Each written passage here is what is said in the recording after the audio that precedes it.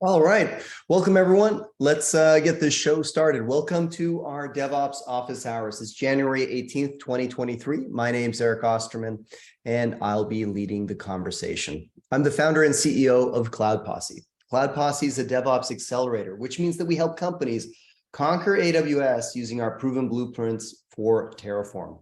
If you're starting from scratch or just not happy with what you have today, then you should go to cloudposse.com/quiz and book a session with me, and I'll show you exactly what your future could look like. For those of you new to the call, the format is very informal. My goal is to get your questions answered today. So if you're curious about Cloud Posse or any of our open source tools and modules, this is a great place to ask. If you're tuning in from our podcast or YouTube channel, you can register for these live and interactive sessions by going to cloudposse.com/office hours. Again, that's cloudposse.com/office hours. We host these calls every week. Our call today is recorded. We'll automatically post a recording of this session to our YouTube channel. So if you enjoy the content and want to support what we do over here, please hit those like and subscribe buttons. It helps us out a great deal. Just go to youtube.com/cloudposse. Again, youtube.com/cloudposse. So let's jump into some announcements. Somewhat light this week. This is what stood out to me. Not a new project per se, Starship, but if you've ever been curious about, you've been shadowing somebody or pairing with somebody, and you've been having a little bit of prompt envy and want to understand how they have such a nice prompt, it might be because they're running Starship. Starship works for all the major shells out there, including Bash and ZSH. So something worth checking out and pretty easy to set up. The next one is an announcement that I found particularly interesting. Okay, with a caveat. I really want to read it. I haven't had a chance to read it yet thoroughly. It's interesting to me because there was the original Chick-fil-A post on how they're running Kubernetes at the edge back in 2018. This is a follow-up to that and what it looks like today. So I'm really excited to read through this and see kind of what the story looks like today. But pretty awesome that, a mainstream fast food chain like Chick-fil-A is approaching their POS systems with this level of sophistication.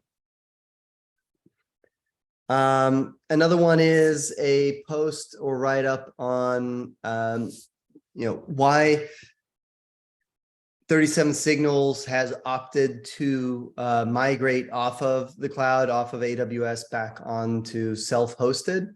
I put self-hosted in air quotes because the reality is today, self-hosted doesn't have to mean what it meant back in the day.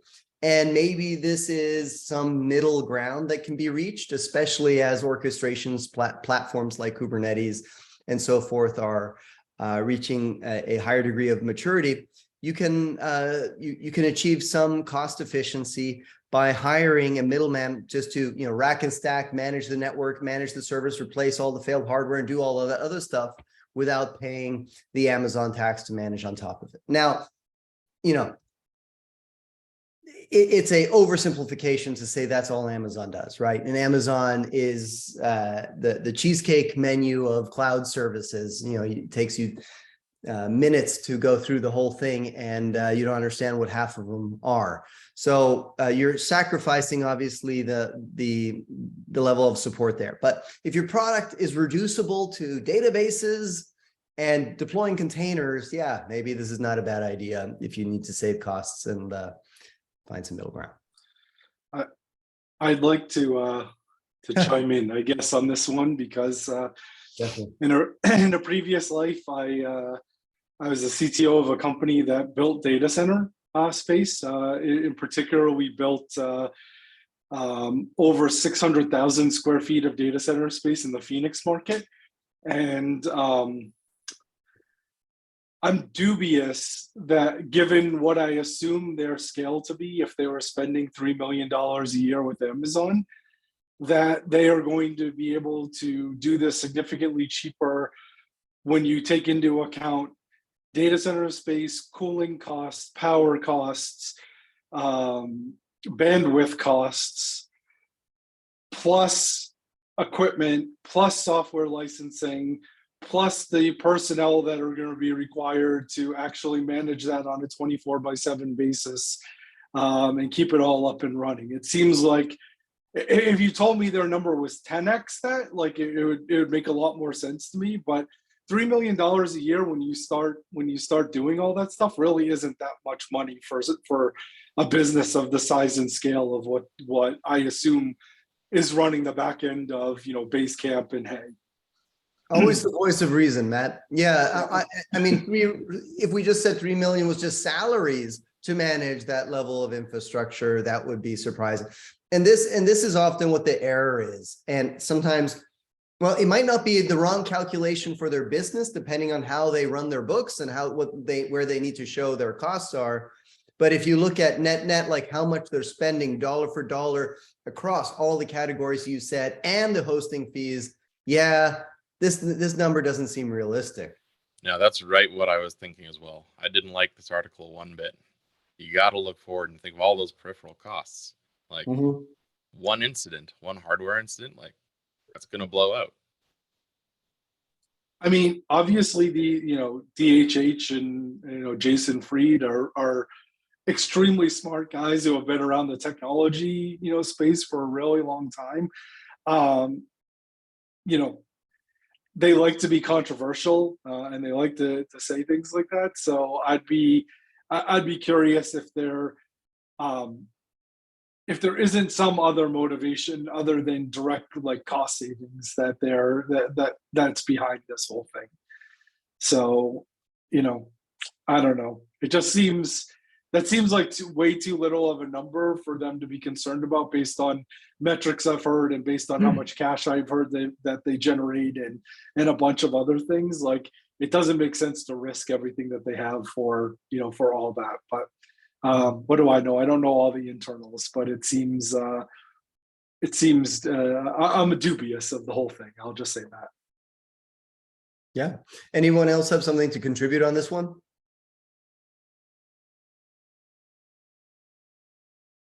All right. Next announcement, more exciting for us since we are contrarians, using Terraform to deploy our controllers on Kubernetes. All for Argo CD and the likes, but something sometimes needs to provision the Argo CD itself. And when you're using Terraform to do that, one of the things that we've encountered is perpetual drift for certain types of resources. One of them has also been, I believe, like the Datadog Helm chart, deploying that, we were getting perpetual diff. And it came down to, I believe, that certain attributes of the resources were modified outside of Terraform, rightfully so by Kubernetes, and therefore leading to the drift. Apparently, this has been fixed. We haven't independently validated this yet, but the issue was just closed as a result of another pull request here. And let's see what Nitro code. Yeah, says so. Okay, cool. Has anyone been burned by this? This is good news then. All right, next announcement. I don't know. I don't know how I feel about these things. They're just fun examples of, I guess, using Terraform. I don't know how practical it is to use it, just like ordering Domino's pizza with Terraform. But hey, if you needed another esoteric example of using Terraform to send snail mail, perhaps send your Christmas cards next year this way. Combine that with ChatGPT. Perfect. So I may or may not have written some Christmas cards this year using ChatGPT. Can I just point out that this is actually a really poor example of using Terraform, like, because this is fire and forget it, right? This isn't like something that you can run and then Terraform can check the state of and then like give you back, like some resource. You can't destroy it. You can't update it. You can't do whatever. Yeah, This is just yeah. like, it's like a kind of a silly example. It's just like, Yeah, I can call a fire and forget API. Yay. Like, who cares? Yeah. Like, yeah. at the end of Like the day. Domino's pizza, like you know, Yeah. wait until it was consumed, right? Right. Terraform's going to time out probably. Yeah. Um, So I don't know. It just seems kind of dumb. maybe you can send certified mail and wait for confirmation. Yeah. You gotta run with like -- timeout 10 Infinity. days or whatever, you know, on on it. Yeah. Yeah, I'm really curious, like, was there a practical use? I'd just be curious if this was for fun or there was a practical use case they were solving for. Yeah, I don't know. But they're on release version 3.0 or 0.3.2. So clearly they iterated on this several times. Like, I'm not sure I understand Holy why. moly! I know. 170 commits almost. Yeah. Wow. All right. Yeah, so it's something that they're probably invested in. Curious how it's being used. My resume. It's being used to send junk mail to your house. Terraform for nefarious purposes. Exactly. If you can exploit it, exploit it. Yeah. It makes me just think of what was something you were saying to me the other day is like, I think we're in the exciting days of using ChatGPT, but it's diminishing every single day, or, you know, with every release they do, as they have to cut off more and more functionality because people are abusing it. Yeah. Either they need to get much better at like fraud detection and determining whether or not people are doing nefarious things with it, or they're going to have to significantly limit the capabilities. And then I think the bigger thing that bothers me is that it's not as useful without it being able to actually talk to the internet. And then as soon as they let it talk to the internet, then there's a whole crazy amount of things nefarious that it could do. Yeah, then it turns into the so wild it's like west. it's like a real catch-22. So I'm kind of like, I'll be interested to see what they do with this. Yeah, I mean, in a perfect world, it could be your partition kind of, but that wouldn't influence other people, but that's probably scale prohibitive. Yeah, they can't even scale it the way it is currently. So who knows? I don't know how they can, like, I'm really curious about what the backend data storage and structures are. Probably a lot of custom stuff to build. It's one SQLite table. Oh, fascinating. All right. Then last announcement. I don't know if you're a MacBook fanboy, then this is pretty exciting. You can finally get MacBooks with over 64 gigs of RAM. I think it's 96 gigs is now the limit. And that's the thing that stood out for me, but I'm not a spec person. Can't wait to see the $7,000 MacBook in the configurator.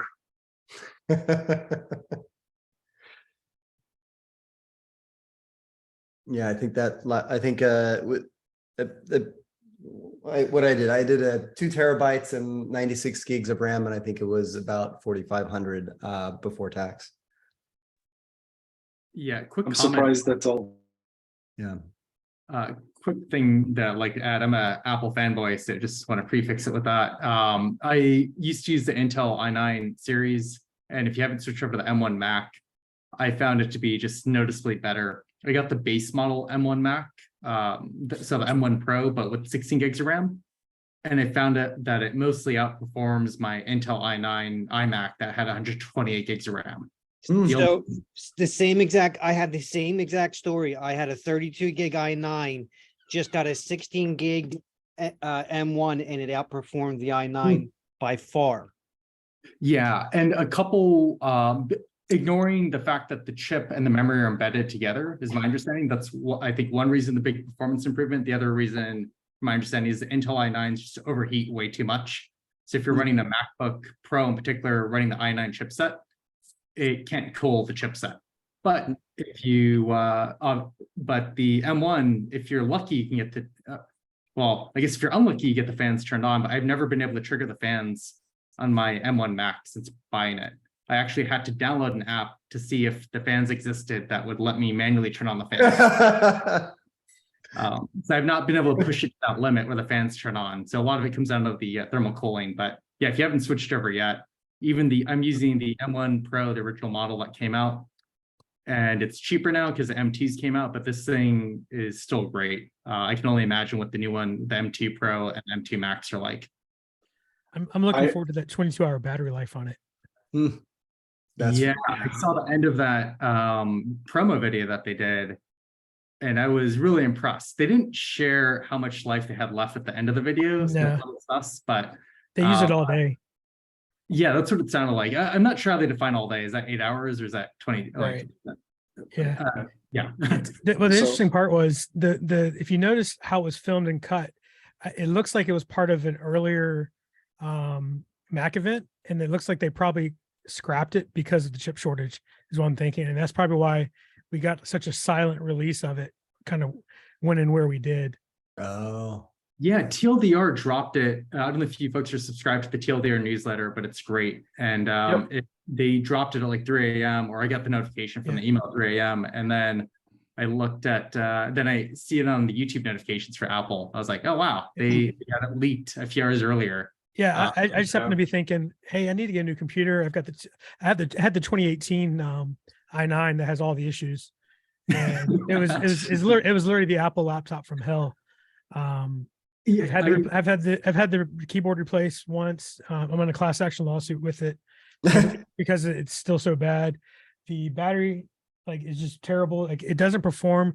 They end up having to slow it down to keep it cool. And by doing it, the only way to get it to perform at i9 at the full potential was to actually put it in a freezer to get the actual performance out of it, they said.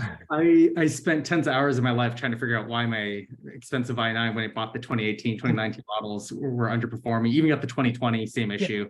Yeah, it underperformed with my i7. Yeah, I found that switching over to an iMac eliminated that cooling because you have such a more space for it to run the fans and everything. I'm not saying it didn't trigger the fans on the iMac, but you could actually get the full performance of the i9 and obviously get the additional memory upgrades on the iMac. Yeah, I think that I was just go ahead. Sorry. No, go ahead. I'll say the I other was thing just to note gonna is, you go. The other thing to note is how many displays you can actually connect to this thing as well. How many?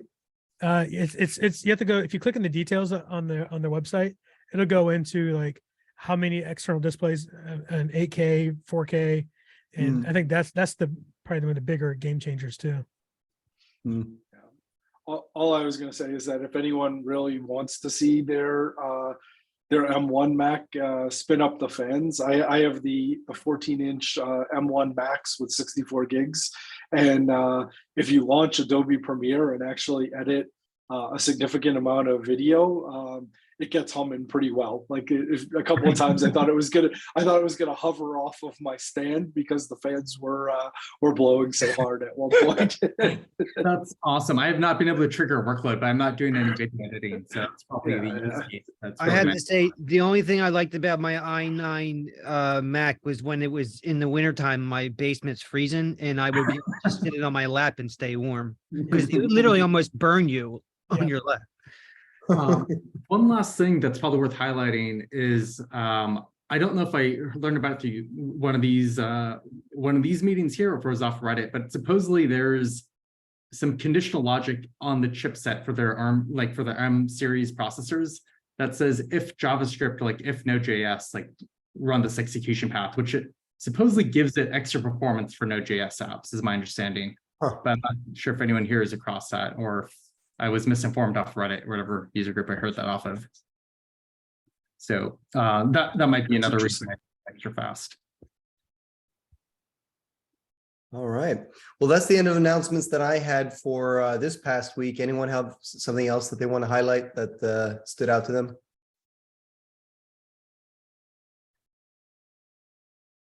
I didn't see any super exciting AWS announcements, mostly enhancements to existing services. So, all right. Q&A time. First one, Venkata, you asked a good question in the sweetops Slack. Namely, any good tools like Terraform docs, but for Helm charts. You highlighted 2, Helm docs and README generator for Helm. I do not have any other recommendations, so I like the question though. Yeah, I just did a quick Google search. Those came up towards the top, so not much effort on my end on vetting those solutions, but I'm curious to know if anyone else has anything else that they've used or would consider. I recently came across Terraform docs. I'm absolutely loving that.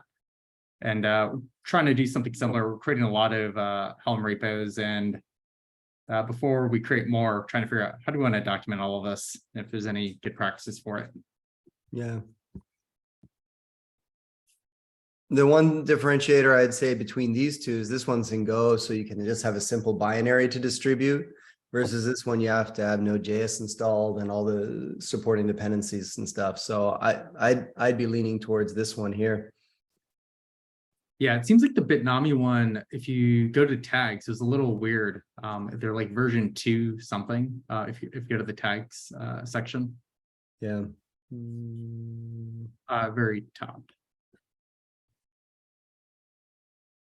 Yeah, only one tag. Yeah, really odd. Just one tag, 2.4.3, and yeah. And this one has 31 releases, and I mean 872 stars versus 113. One's from Bitnami, but it's Bitnami Labs. So Yeah. I'm not sure if that's like AWS Labs. Yeah. Has been recently updated, but yeah, I opt for this one, Helm docs. Cool. What's the other thing?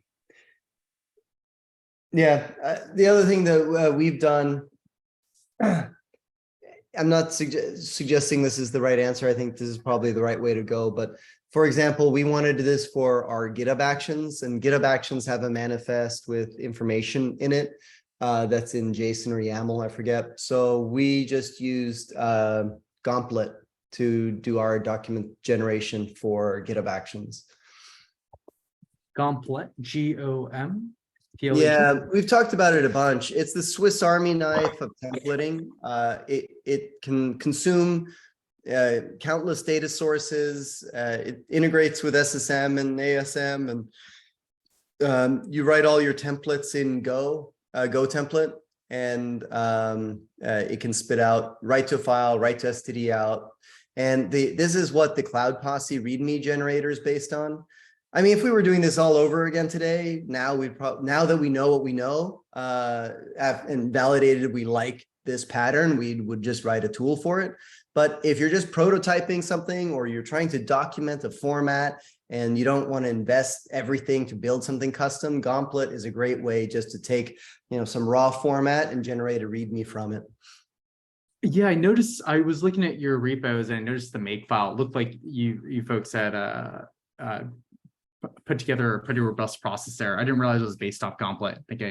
Yeah, so we have the Cloud Posse build harness, right? And this is based on make. So we came up with this thing we call the README YAML, which is this idea of describing in YAML rather, what your documentation is, so that we could generate a consistent README for all of our projects. It was really hard to maintain a README consistently across hundreds of projects with contributors from open source. And then if we had to make an update, it wouldn't work. So this has been very instrumental to our success on that. So Oh, sorry. No, then the other thing is you can then also extract information from the README programmatically as well, without having to parse Markdown. What were you going to say? I was just going to ask, with all the repos that you folks are managing, how do you easily make a change to this build harness and roll that out? Like, to all your repos? Like, are you leveraging, because I was looking at GitHub templates, like repo templates, and it seems like you can't like easily sync. Yeah, GitHub repository templates would be the holy grail, or the other holy grail would be if the community I forget what you call the .github repository, but it'd be amazing if for things that you want in all your repositories, if you could just put them in here. And when you check out another repo, it's kind of the melding of the two, but that's just wishful thinking. So in the case of build, it's always a case-by-case basis. So if we look at Cloud Posse repositories, we came up with an interesting little pattern back in the day for this, which is this one-liner here.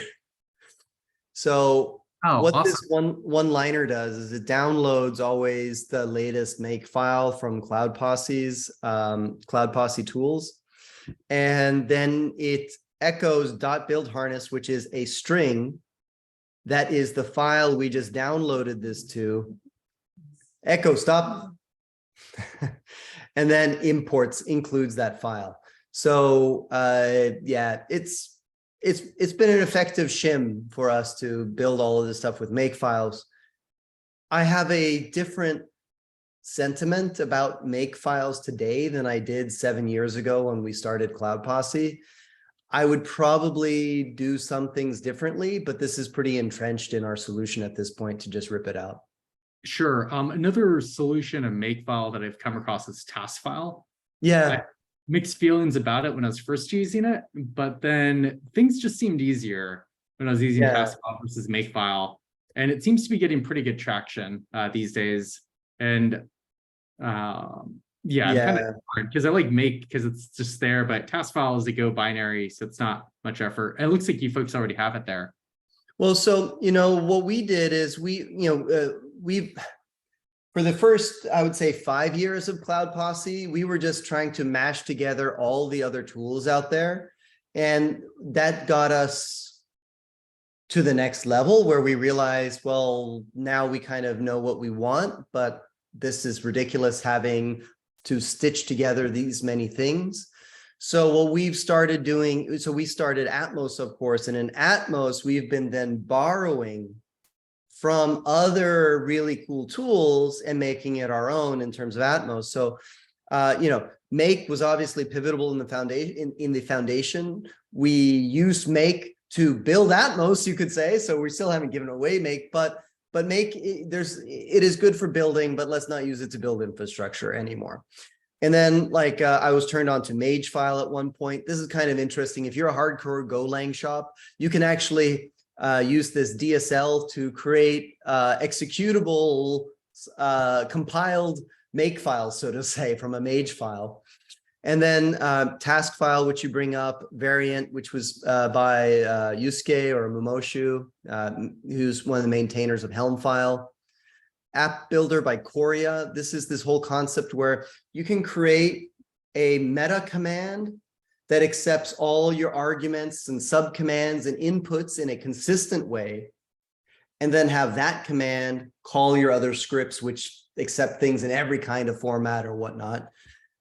And then, Terraform has obviously TerraGrunt, TerraMate, TerraSpace, TerraPlate, Astro, Opta, all these other things like that. But what we decided then in Atmos is to build those concepts in here natively. So we have workflows, which are similar to GoTask, can be fully parameterized, but also support all the full inheritance model that we have of our stack configurations.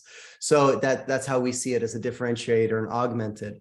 And then subcommands, which is this idea where you can run Atmos, hello, and then it'll run this script here. But you can have any number of complex steps here as part of that. So it enables you to rapidly prototype what your CLI would be without having to invest in building the CLI. Or if it's a third-party CLI like Terraform or Helm or, I don't know, Istio, CTL, you can wrap those and the workflows you use under a same tool with this. So yeah, worth checking out still if you haven't. Oh, cool. I didn't think about wrapping another tool like the Istio CTL or some of those other ones within Atmos. Yeah. Does does that allow us to compile a new binary so that way we could ship it to our developers or users? Okay, great question. No. Like, grab- Yeah, so when you start using workflows and subcommands, it's no longer fully bundled as one, deployable unit, provided you're not doing it in a Docker. So if you're distributing a Docker image with all of that and Atmos and those things, yes, then you can do that. But no. I think if we ever did it, that would probably be the way to do it is, what is the project? Forget her name. Somebody was working on creating executable containers, kind of. So you could actually ship a Docker container as an executable, basically. Jess Fraz was her name. I don't remember how. Frazel GitHub. Yeah, I'm sure she's super smart. Yeah, like her a lot. she is really remarkable. This tool here, bin CTR, bin container. So you can actually turn a Docker image into an executable. And I thought that's kind of cool. I don't know if, this was a prototype or, this hasn't been maintained in 3-4 years. So, your mileage may vary, but conceptually, I liked it. That's pretty cool. I mean, the first approach you mentioned, just baking it into the Docker image, is viable, but this would definitely be another step above that. I'll check this out as well. Yeah. So if you take a look on our repos, if you take a look at geodesic, that's essentially what geodesic is, right? It's a Docker file with that builds our toolbox for any particular use case that we have, and embeds all those things in there, and then you just run all of your commands, including Atmos, within that Docker container. Yeah. Awesome. Yeah. So Toolbox is an interactive shell concept. I was first introduced to with CoreOS and their Toolbox image, but I'm guessing they borrowed that from somewhere else as well, probably. Yeah, and while it may seem simple, there are a lot of nuances to building a Docker container image that you want to run all of your tools in and interact with local things on your local machine, et cetera, et cetera, et cetera. So don't poo-poo all the work that went into this image at the risk of you spending many hours figuring out a bunch of the stuff that we already figured out. So go take a look at it as a starting point. If you're going to use that. Yeah, we've been smashing together things in a Docker container of our own. I think I'd started doing this a few years ago, around the same time you guys may have released geodesic, and I've definitely spent those tons of hours in it. I don't want to do that again. If I'm happy to deprecate, we've just got to make the time to migrate over. But yeah, really appreciate you guys have open sourced this. Yeah, it baffles my mind that it's taken us 718 pull requests to get it right, but yeah. And there's still things we could improve. So that's that. All right, so we covered that. Any other questions? I haven't checked the chat. Pretty quiet today in the chat.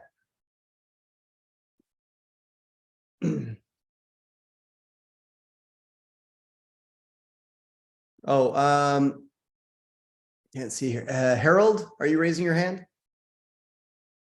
Yes. Cool. Yeah. Fire away.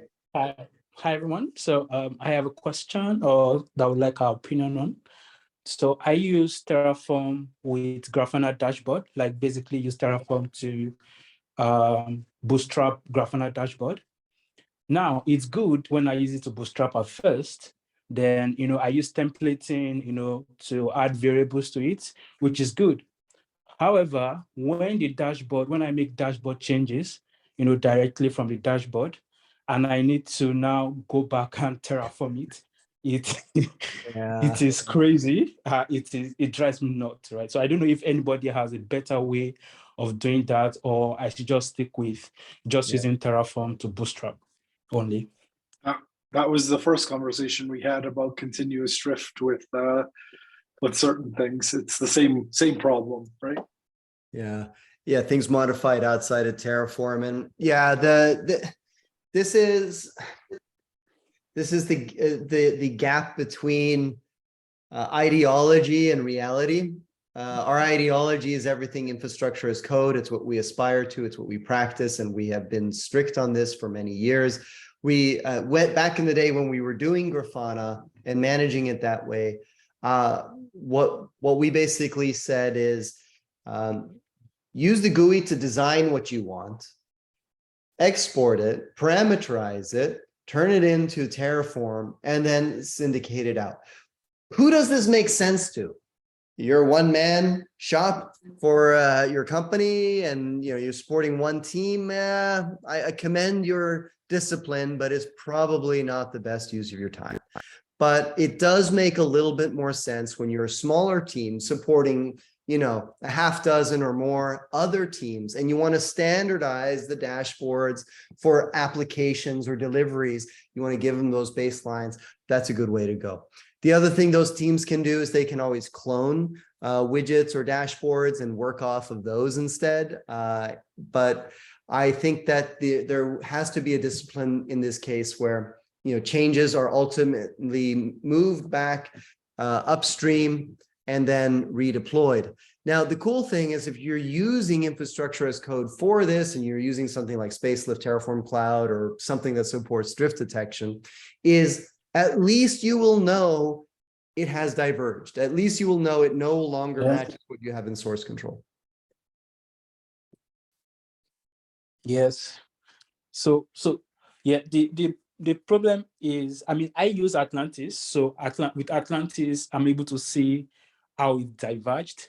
But the problem is now I have to manually copy the changes and replace the templating. Yeah, there's no silver bullet on this one, I'm sad to say. We've gone down various paths on this. We've explored just doing little scripts to help simplify the process, but what you really want, because as soon as you start parameterizing it, you have to understand the data model itself and be able to compare and contrast what is there versus what you have locally. And there's no tool that we have found that helps make that possible. And this is not a Grafana problem. This is, how do you do templating at scale across lots of config file problem? It's the same thing that Cookie Cutter tries to solve. And just like with Cookie Cutter, you can generate it once, but you can't update it. There are other projects similar to Cookie Cutter that try and help you update it, but it doesn't work. So for this to be a solved problem, really what Grafana needs is to support it as a first class pattern. Yes. I guess in the meantime, you just have to deal with that. But yeah, I just want to be sure that I'm not just blocked on my head. You're not going crazy. All those Medium posts that said you had to terraform it and it's easy, they skipped out how do you maintain it. Oh, okay. Thank you very much. Thank you. All right. Any other questions? Question, if you can hear me. Yeah. Trying to see where my microphone is. Okay, I think it's this one. I'm working on a project where I'm trying to calculate the cost of pods that are running in a tenant-based Kubernetes cluster. And I'm looking at ways to intuitively calculate the costs outside of it's in the AWS running in EKS, and there's tagging available that can do some cost calculations in the cost explorer, but these resources are not tagged. They've been migrated into a cluster, and now we're trying to figure out okay, what's the cost on these pods and services and so on. And I looked at cube costs, but I really don't want to deploy another service into the cluster. I'm looking for something that might be a little bit externally introspective, if that makes sense. Yeah. So yeah, and I see, Eric, you already got open cost up here. Had you looked at open cost? I have not looked at open cost yet. They're a CNCF project. I believe they're in an incubator stage of CNCF, but that would be worth looking into. KubeCost is, of course, the first company in the space really to do this, and they've been at it for almost as long as Cloud Posse, maybe 6 years, 7 years. And OpenCost, I hadn't known about. We just announced it on Office Hours recently. I don't know if this one is deployed on the cluster or not. The common problem with all of these things when they're deployed on the cluster, okay, great. Now, how do I access it? Oh, just use kubectl proxy. It's not really my favorite way of doing it. Oh, you can expose. Okay, well, how do we authenticate it? How do we give users it? So I understand like your apprehension to deploying it in the cluster. You know, Infracost is the other one, but I don't know if it does, which is external, but I don't know if it does the pods. Yeah. Yeah, I looked at Infracost. I haven't looked at it specifically for Kubernetes though. I mean, if there's an option there to like really drill down into the deployments or the pods, then yeah, that might be a good external way to introspect. Yeah. But I'll take a look at OpenCost as well.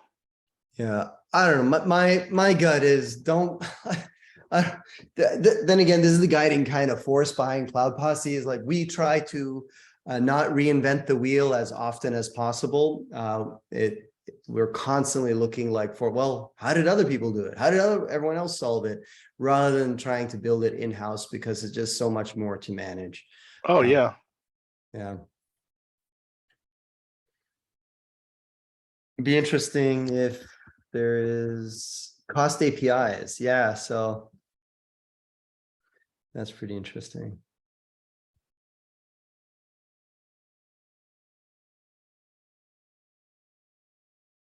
And you need the cost dynamically of the pods or not at this time. Okay. Yeah, so for right now it's just a matter of estimations. Because this is a service that was migrated from one platform into another platform, so it's not properly tagged. But going forward, it should be tagged, you know, so then we can get the dynamic costs a little bit easier. But in the meantime, we're looking for a stopgap. This is pretty cool. There's even a plugin for kubectl. So it'll hit the service and give you a CLI interface to it this way. Too bad it doesn't show the output. I'd like to see what. Yeah. But yeah, this is something to look into for sure. I'll take a look at it.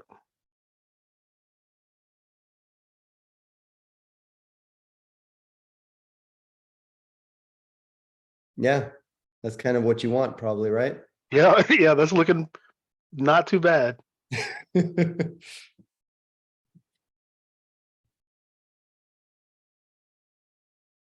Yeah. Cool. Any other suggestions on that topic?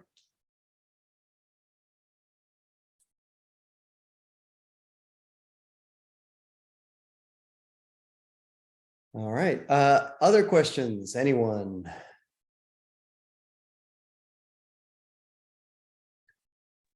Hello. I had a question that I posted at the very last minute on the Slack channel. Would appreciate it if you could take a look. See here. Let me pull it up so everyone can see it. Yeah, it was about how painful it is to update hundreds of repositories whenever there is a change in the actions. Like I'm just asking for tips about shared actions. Yeah. Oh, right. Yeah. So, and I think I said this is a good office hours topic. So we are on GitHub Teams plan. I was wondering how the folks here are handling shared actions. I have some workflows that are identical in all repos. I have some workflows that have minor differences in the repos, although I'm using dependabot to handle version bumps. It started to be super painful to update 30 plus repos. Yeah. I think that what your best option is move to shared workflows, which is one layer of abstraction. Obviously, if the input parameters to your workflows change, you still have this problem again, but hopefully those input parameters change less often. You're going to pin to the main branch or a release tag representative of kind of like the V1 or the V2. So you can support breaking changes there without breaking all your apps. But the idea is you want to get away from having to bump the version in 30, 40, 50 repos. We have this problem at Cloud Posse. We have, 500 repositories with a lot of the same GitHub actions. Our implementation far predates shared workflows. We haven't had a chance to update our repos to use it, but this is what we want to use, our shared workflows pinned to the main branch or like a V1 tag of a centralized repository. Yeah, I think like once they have announced this feature, the shared actions feature, it was only available for the enterprise plan, and since we were on the Teams plan, we weren't able to use it. But actually, like tonight, like a couple of hours ago, I managed to make everything work with the shared actions. So I think my pain is about to fade great. away. I think like it also supports team plans right now. Like right now I have my shared actions in a central repository, and right now I'm just playing with like inputs and secrets to make everything work. Hopefully it will be the last time that I update 30 plus repositories and actions, and then everything will work, so I don't have to think about it again. It was a really painful week because like GitHub changes something in their API and suddenly some workflows break. Once you figure what is broken, you have to update everything in everywhere, and it's like really painful. Like I think I figured it out. I hope that it works. So yeah. The other pro tip that's related, so basically we have a multifaceted approach at Cloud Posse to GitHub Actions. There's basically different abstractions at different layers that you can do. So depending on how badly you need to mutilate the workflow, you can choose, well, can I just add the parameter to the shared workflow, or do I need to modify the action?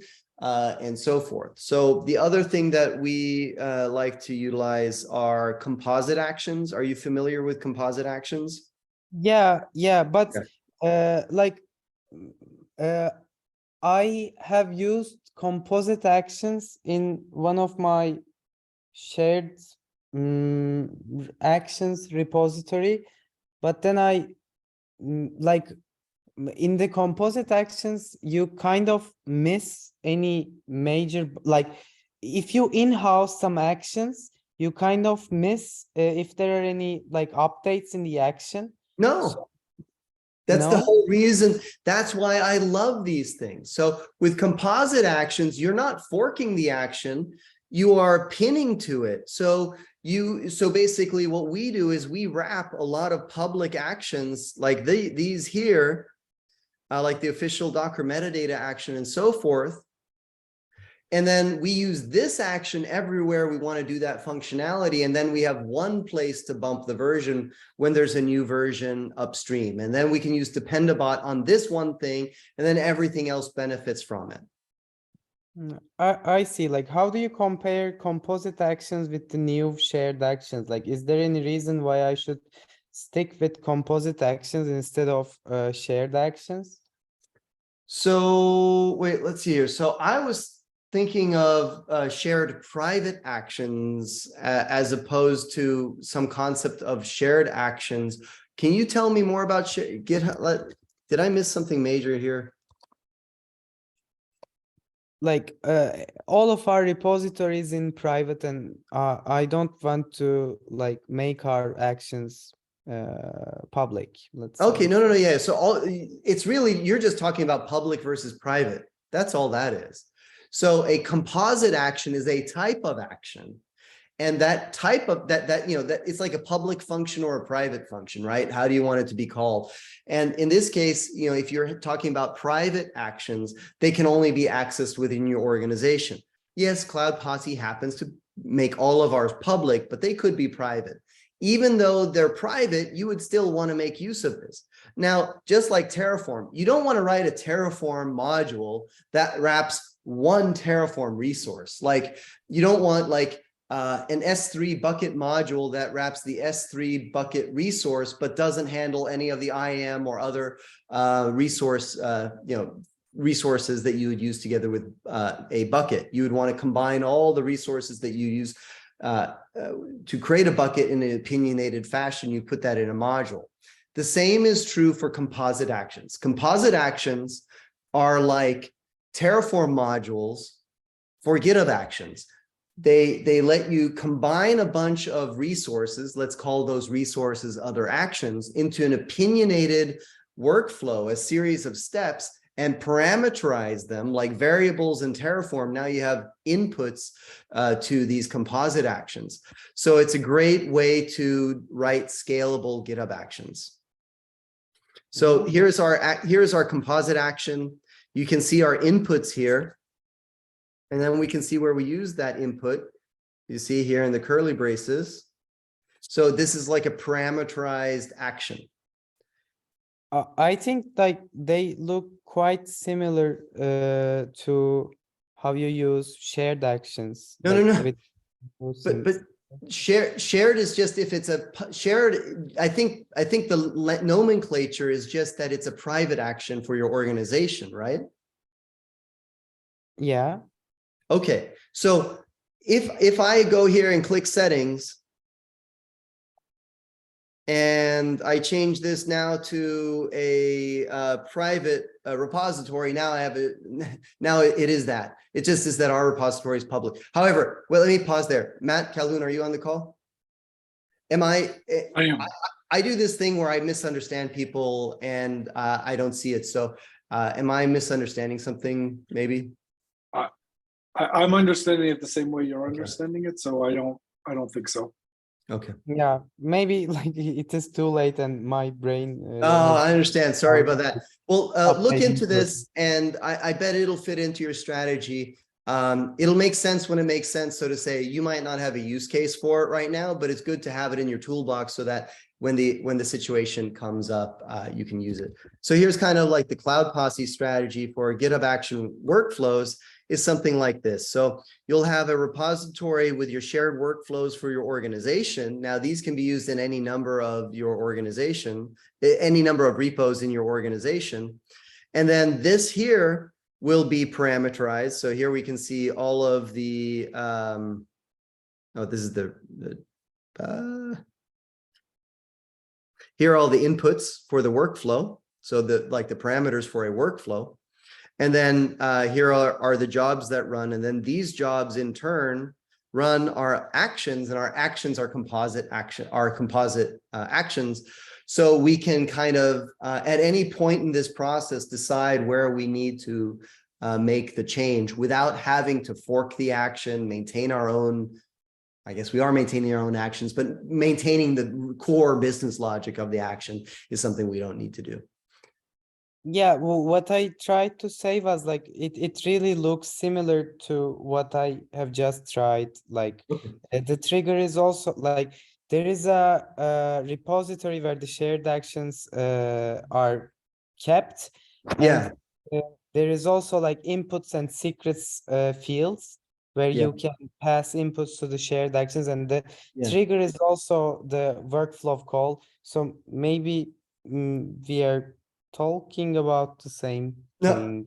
Yeah, could be talking about it. I guess maybe the one thing I want to call out here is that shared workflows are very similar to composite actions, but there's a difference, or there's a nuance. You would create composite actions to encapsulate reusable business logic that you might use in multiple workflows. So if you look at Cloud Posse, we have an example of this as well.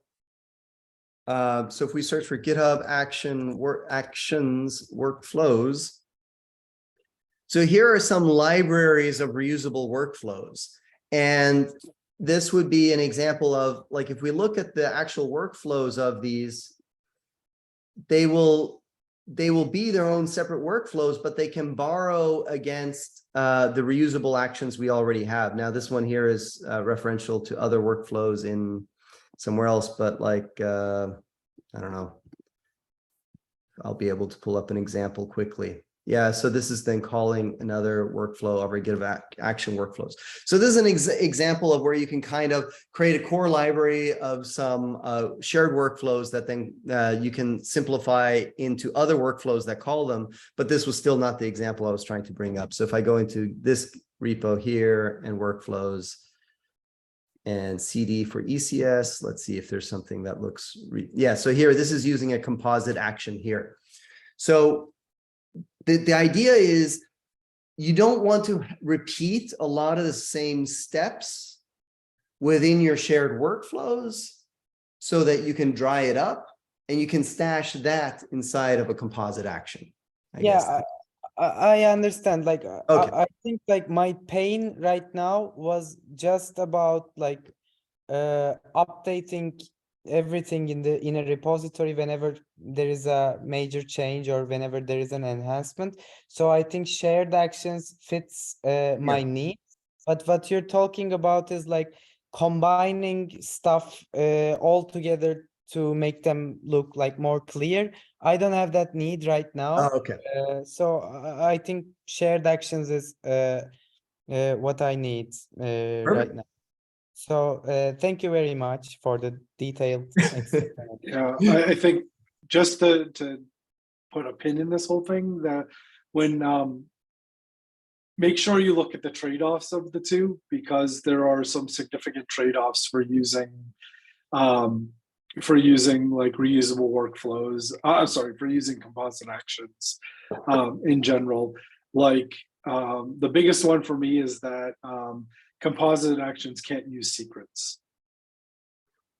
Yeah.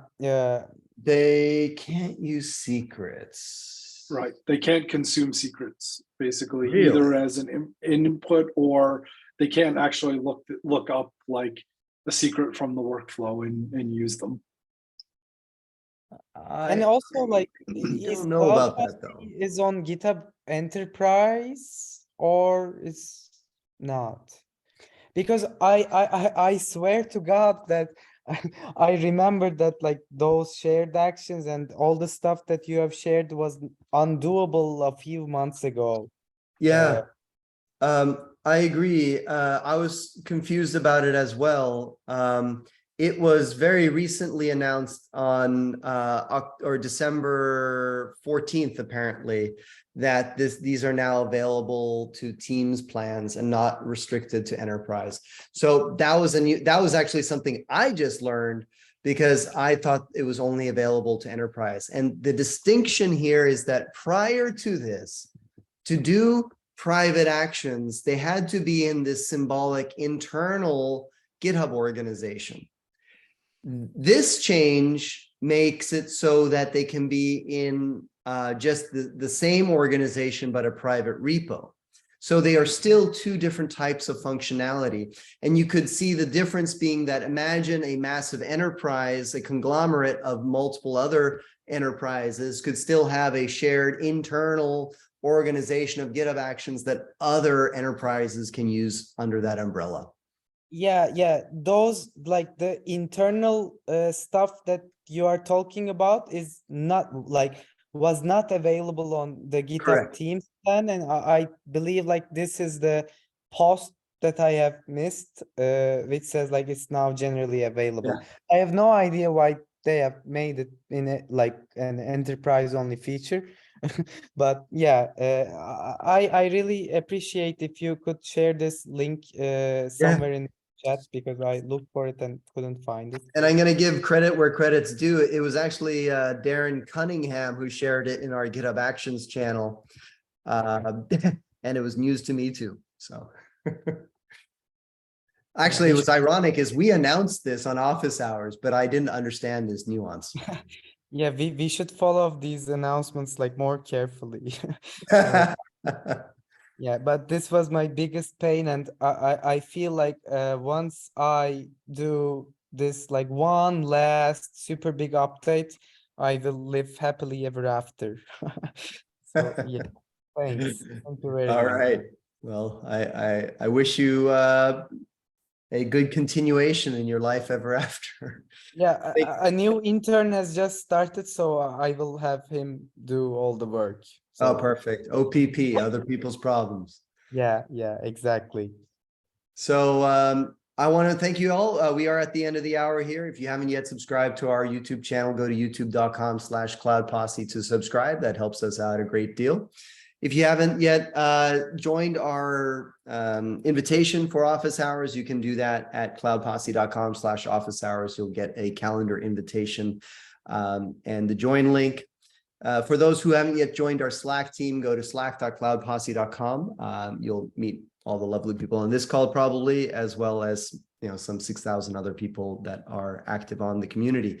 Thank you all for your participation this week. And connect with me on LinkedIn. If you haven't done that, go to linkedin.com/in/Osterman and look forward to connecting with you. Have a great rest of your week. Take care.